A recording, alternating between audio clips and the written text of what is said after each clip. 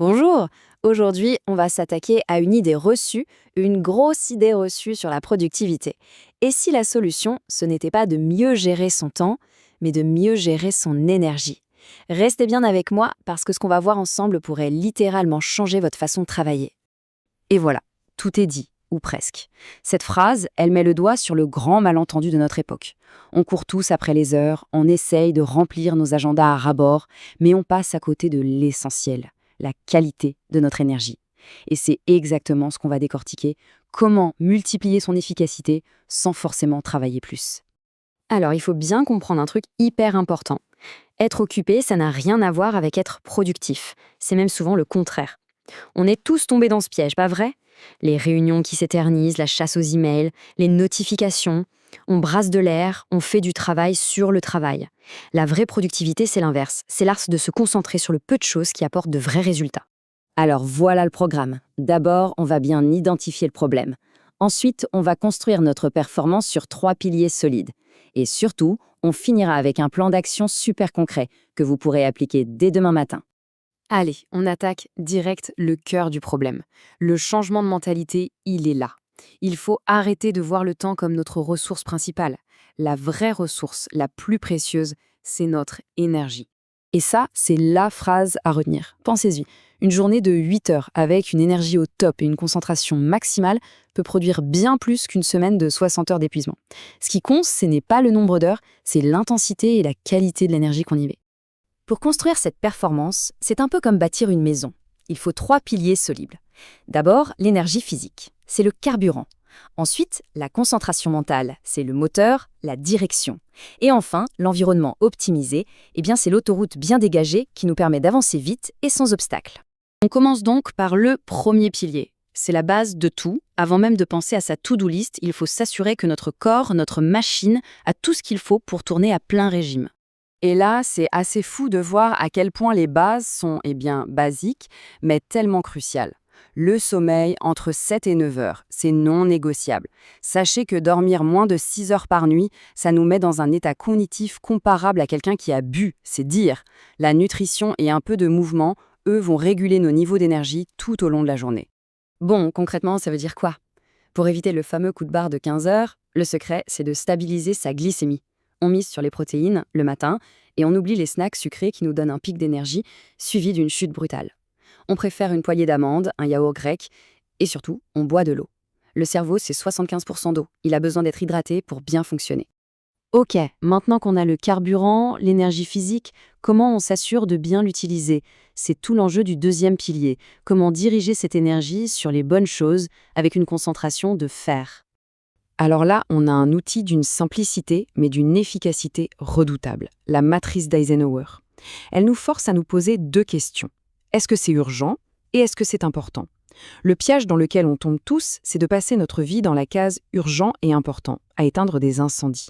Le secret des gens vraiment performants, ils passent la majorité de leur temps dans la case important mais pas urgent. C'est là que se joue la stratégie, la croissance et l'anticipation. Et si on combine ça avec un autre grand principe, la loi de Pareto, ça devient surpuissant. L'idée est simple, 20% de nos efforts amènent 80% de nos résultats. La compétence la plus rentable que vous puissiez développer, c'est d'apprendre à identifier ces 20%. Quels sont les 20% de tâches qui vont avoir le plus gros impact? C'est là-dessus qu'il faut mettre toute son énergie. Allez, maintenant, on va défoncer un mythe tenace, le multitâche. Ça n'existe pas. Notre cerveau ne sait pas faire plusieurs choses à la fois. Ce qu'on appelle multitâche, en réalité, c'est du switch tasking. C'est passer d'une tâche à l'autre très rapidement. Et ça a un coût énorme. Les études sont claires, on perd 40% de productivité et on fait 50% d'erreurs en plus.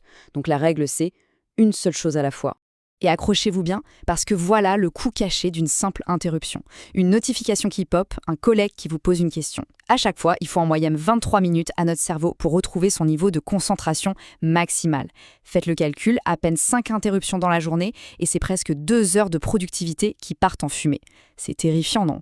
Alors, petite pause, question pour vous. Honnêtement, c'est quoi votre plus grande distraction? Le téléphone, les emails qui arrivent sans cesse, les réseaux sociaux? Mettre un nom sur son ennemi numéro 1, c'est déjà la première étape pour le maîtriser. Allez, on enchaîne avec notre troisième et dernier pilier. Notre environnement, qu'il soit physique ou numérique, a un impact direct et même énorme sur notre capacité à nous concentrer. C'est simple, un bureau en désordre, c'est un esprit en désordre. Quelques actions super concrètes à mettre en place. On range son bureau, on coupe les notifications, toutes les notifications. C'est l'ennemi public numéro 1. Et puis, on utilise la technologie intelligemment. On automatise tout ce qui peut l'être pour libérer notre esprit et on utilise des outils pour bloquer les sites qui nous font perdre du temps. Bon, la théorie, c'est sympa, mais ce qui compte vraiment, c'est la pratique. Alors maintenant, on va voir comment on transforme tout ça en habitudes concrètes, dès demain. Regardez, voilà à quoi pourrait ressembler une journée vraiment performante. On commence le matin, quand on a le plus d'énergie, par un gros bloc de travail sur la tâche la plus importante. Pas d'email, pas de téléphone. Ensuite, on regroupe les tâches similaires. Les emails tous ensemble, les réunions ensemble. Et la pause déj, c'est sacré. Pas d'écran, on déconnecte vraiment pour recharger. Et pour commencer dès demain, pas la peine de tout changer. Je vous propose un défi, juste 3 petites actions. 1. Ce soir, identifiez la tâche la plus importante pour demain, votre tâche 80-20. 2. Bloquez 90 minutes dans votre agenda pour ne faire que ça. Et 3. Pendant ces 90 minutes, coupez tout. 0 notification. Vous allez voir la différence. Et pour toutes ces petites choses qui traînent et qui encombrent la tête, il y a une règle magique, la règle des 2 minutes. Si une tâche prend moins de 2 minutes, répondre à un email court, prendre un rendez-vous, on la fait tout de suite. Ça évite que ça s'accumule. Attention, bien sûr, on ne le fait pas pendant son bloc de travail profond. D'ailleurs, si vous voulez vraiment passer au niveau supérieur, faites un truc simple, écrivez « productif » en commentaire. Le fait de s'engager publiquement, même comme ça, c'est un levier psychologique super puissant pour se motiver à passer à l'action. Et on en arrive au point le plus important de tout ça, vraiment. La vraie productivité, ce n'est pas d'en faire toujours plus, de remplir chaque seconde de son agenda. C'est tout le contraire, c'est faire ce qui compte vraiment.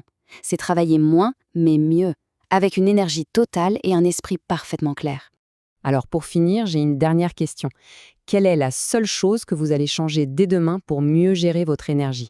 Pas 5, pas 10, juste une. Le sommeil? Couper les notifications? La pause déjeuner sans écran? Pensez-y, et si possible, écrivez-le. Le simple fait de le formuler augmente drastiquement les chances de le faire. Merci de m'avoir suivi et à très vite pour une nouvelle analyse.